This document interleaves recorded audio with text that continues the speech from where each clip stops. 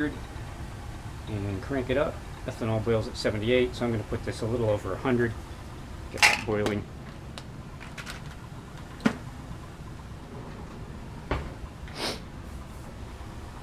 And then once that's boiling, I'll add some hot solvent to this, and I'll add that on there as well.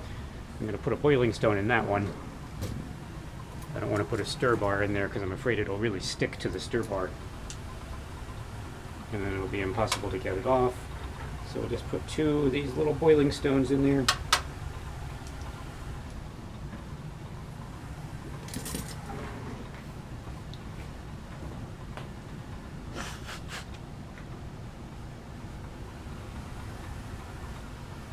I don't really know how much ethanol it's going to take.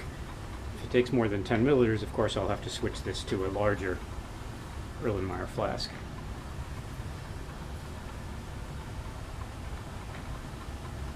We'll grab a little bit more ice while we're waiting.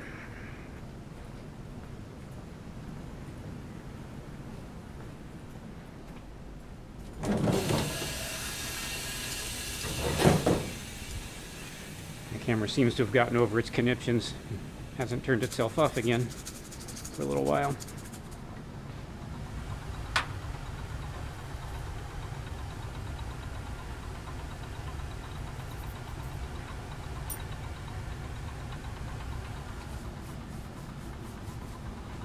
I'll just crank that up to 150, see if we can get that ethanol boiling a little faster.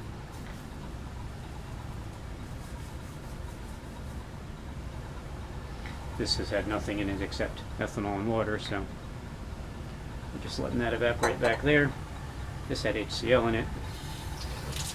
I'm going to rinse it, but there's no need to wash it. Just rinse out the acid.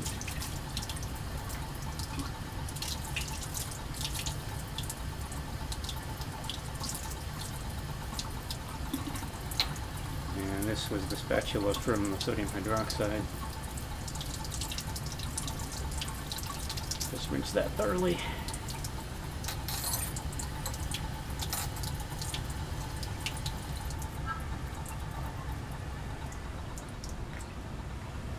It's a relatively simple reaction this time, except for the fact that it doesn't really want to be a well-behaved solid.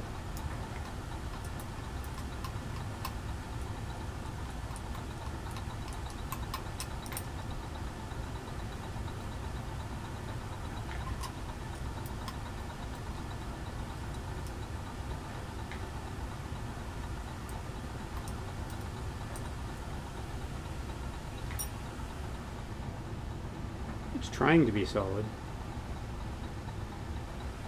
Just didn't do a very good job of it.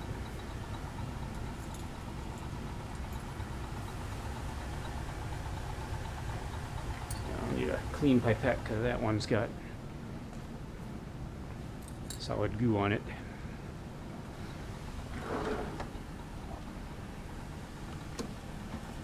Fortunately, infinite supply of pipettes.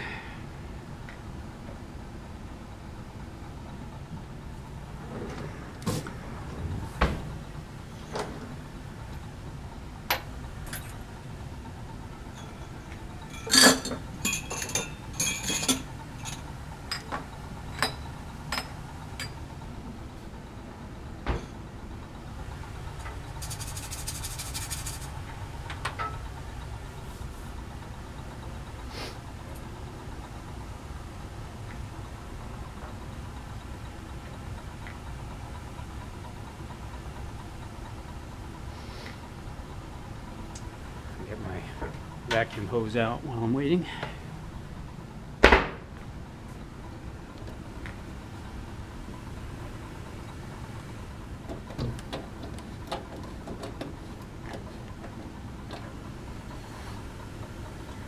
Make sure that piece of filter paper is all the way over the holes. Now we're actually going to be washing that with ethanol. I'll just take a little bit. Wet that down so it seals tight around the edges.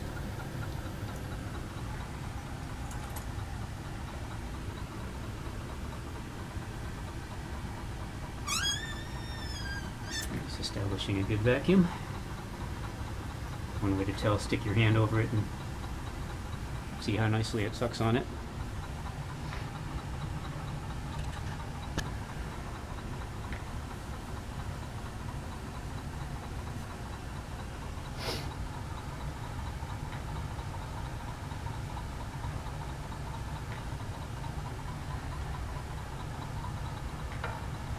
Careful not to touch the hot plate. Looks like it's getting a little warm in there. I'm going to add 1 pipette squirt.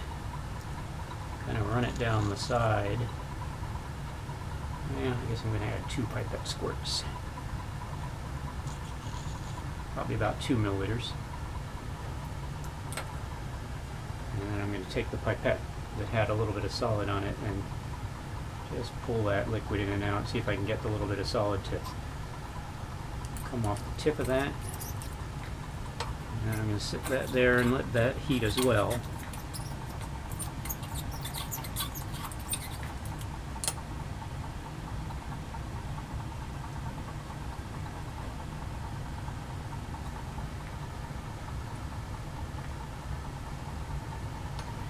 And we can help it dissolve by stirring it with that glass stirring rod that we were using for the reaction.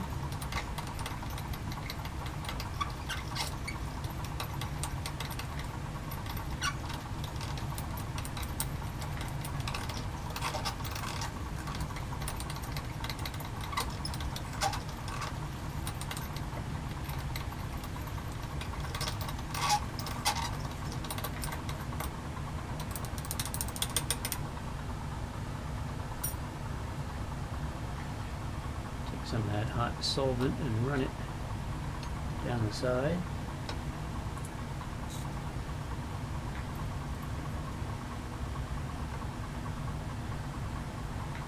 You can get rid of that. There's not enough solid in there to be worth keeping. It actually looks like it's pretty much fully dissolved in that 2 milliliters of solvent. We got an orangey solution. I'm going to add 1 more milliliter and run it down the sides to try to get all the last traces of solid off the walls.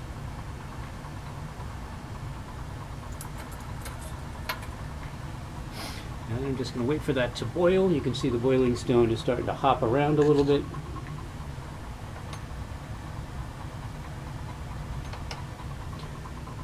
So we have a solution at the boiling point of 90% ethanol.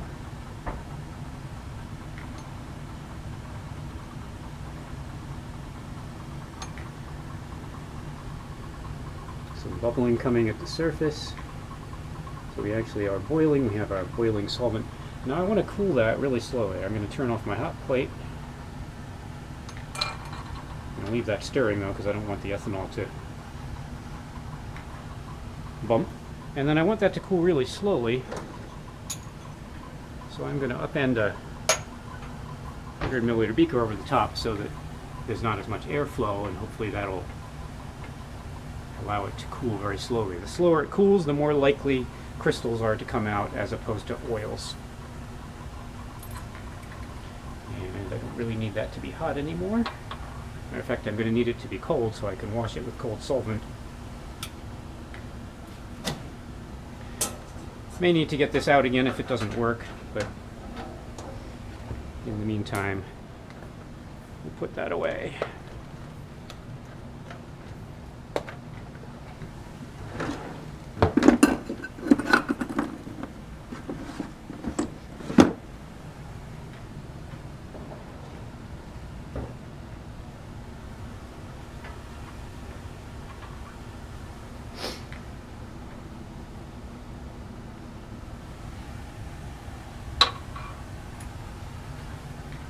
So it's kind of an orange solution. I think if I pull the piece of paper, so I stick the paper on top of it, you'll be able to see the color more clearly. Looks clear, uniform, which means we got it to dissolve completely.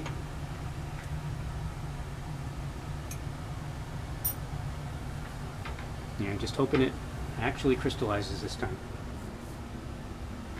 It said it would take 10 to 15 milliliters in the lab notebook, but apparently not for this one. So it's now about 5 to 4. I'm going to turn the camera off and I'll turn it back on after this is allowed to cool for a bit.